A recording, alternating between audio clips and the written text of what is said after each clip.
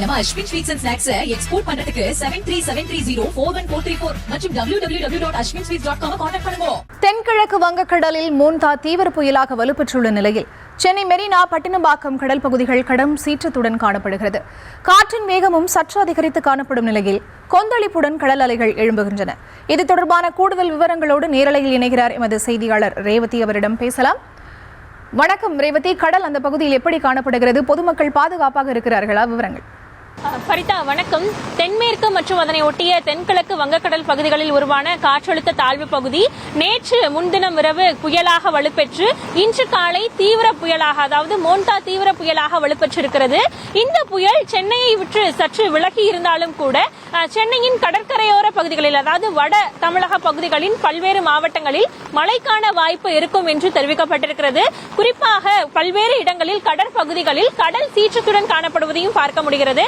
நாம் தற்பொழுது சென்னை மெரினா பட்டினப்பாக்கம் கடற்கரை பகுதிகளில் இருக்கிறோம். இந்த பகுதிகளில் இருக்கக்கூடிய கடல் அலைகளை பார்க்கும் பொழுதே தெரியும் எந்த அளவிற்கு சீற்றத்துடன் காணப்படுகிறது என்று. அது மட்டுமின்றி நேற்று இரவு முதலே சென்னையின் பல்வேறு இடங்களிலும் சாரல் மழை தொடர்ந்து பொழிந்தவாறு இருக்கிறது. காற்றின் வேகம் தற்பொழுது அதிகரித்திருப்பதையும் பார்க்க முடிகிறது. குறிப்பாக பல்வேறு துறைமுகங்களிலும் 2ஆம் எண் புயல் எச்சரிக்கை கூண்டு ஏற்றப்பட்டிருக்கிறது. சென்னை உள்ளிட்ட பல்வேறு துறைமுகங்களில் இந்த எச்சரிக்கை கூண்டு ஏற்றப்பட்டிருக்கக்கூடிய நிலையில் மீனவர்கள் கடலுக்கு செல்ல வேண்டாம் என்ற எச்சரிக்கையும் ஏற்கனவே கொடுக்கப்பட்டிருந்தது. அந்த அடிப்படையில் தற்பொழுது நாம் கடலை பார்க்கும் பொழுதே தெரியும் எந்த அளவிற்கு கடலின் சீற்றம் அதிகரித்திருக்கிறது என்று. கடல் அதிகப்படியான சீற்றத்துடன் காணப்படுகிறது. கடலின் நீரின் நிறமும் மாற்றமடைந்திருப்பதை பார்க்க முடிகிறது. ஆந்திராவின் காக்கிநாடா பகுதிகளில் இருக்கக்கூடிய மச்சிலிப்பட்டினம், கலிங்கப்பட்டினம் பகுதிகளில் தான் தீவிர புயலாக 90 கிலோமீட்டர் முதல் 110 கிலோமீட்டர் வேகத்தில் புயல் கரையை கடக்கும் என்று தெரிவிக்கப்பட்டிருக்கக்கூடிய நிலையில் இந்த தீவிர புயலாக தற்பொழுது அது வலுப்பெற்றிருந்தாலும் சென்னையை நோக்கி சற்று விலகி இருக்கிறது. இருப்பினும் கூட அதன் தாக்கம், அதன் காற்றின் வேகம் மட்டுமின்றி கடல் சீற்றமும் இந்த பகுதிகளில் அதிகரித்திருப்பதை நம்மால் பார்க்க முடிகிறது. குறிப்பாக இந்த பகுதிகளில் மெரினா பட்டினப்பாக்கம் கடற்கரை பகுதிகளில் பொதுமக்களின் வருகை இல்லாமல் தான் இருக்கிறது. கடல் சற்று சீற்றத்துடன் காணப்படுவதால் இதன் பிறகும் யாரும் பொதுமக்கள் வராமல் இருக்க வேண்டும் என்பது தொடர்ந்த அறிவுறுத்தலான வழங்கப்பட்டு வரக்கூடிய நிலையில் அரசு தரப்பிலும் பல்வேறு ஏற்பாடுகள் செய்யப்பட்டு வருகின்றன.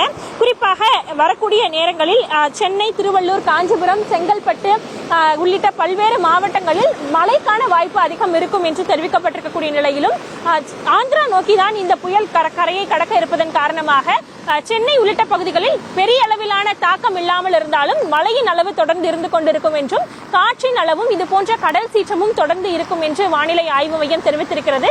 அந்த அடிப்படையில் தற்பொழுது மழையின் அளவும் அதிகரித்து வருகிறது, காற்றின் வேகமும் அதிகரித்திருக்கிறது. சென்னை பட்டினப்பாக்கம் கடற்கரை பகுதிகள் கடல் சீற்றத்துடன் காணப்படுவதையும் நம்மால் பார்க்க முடிகிறது. பரிதா, நம்ம Ashwin sweets and snacks export பண்றதுக்கு 7373041434 மற்றும் www.ashwinsweets.com கான்டாக்ட் பண்ணுங்க.